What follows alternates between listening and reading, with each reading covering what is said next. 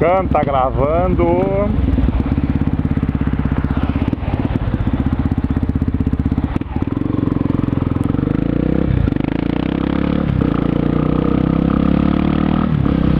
Vou fazer um teste de posicionamento da câmera, áudio.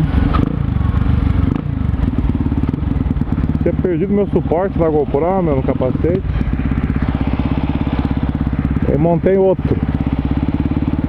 Vamos ver como é que vai. Vamos ver como é que vai ficar. E o microfone novo também. Eu quase quebrei o microfone esses dias, sem querer. Que merda, meu.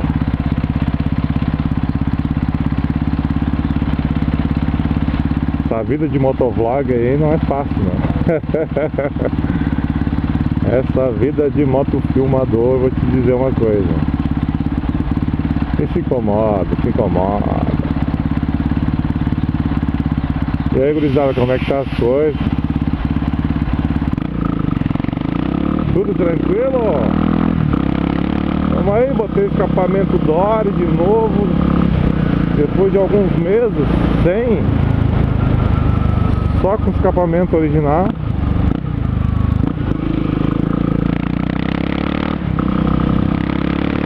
Levei uma multa, né? Levei uma multinha. É bom pegar um ar um pouco.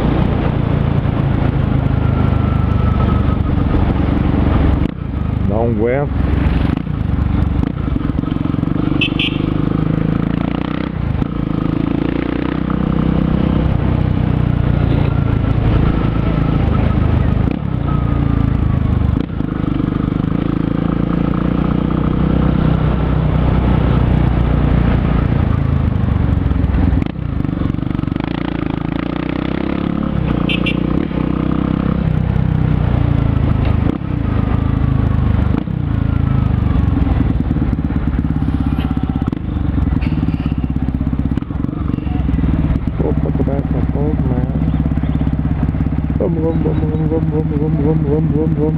Vamos.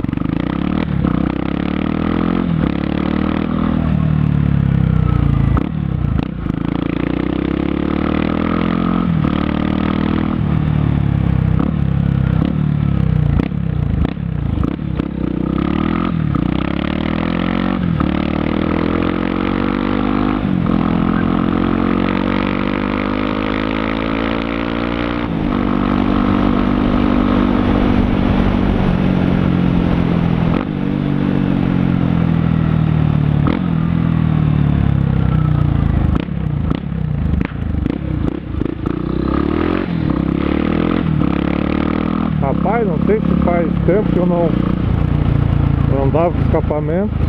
Parece que tá berrando muito mais esse Dory, velho. Porra, cê é louco. Feito! Um abraço, até o próximo vídeo.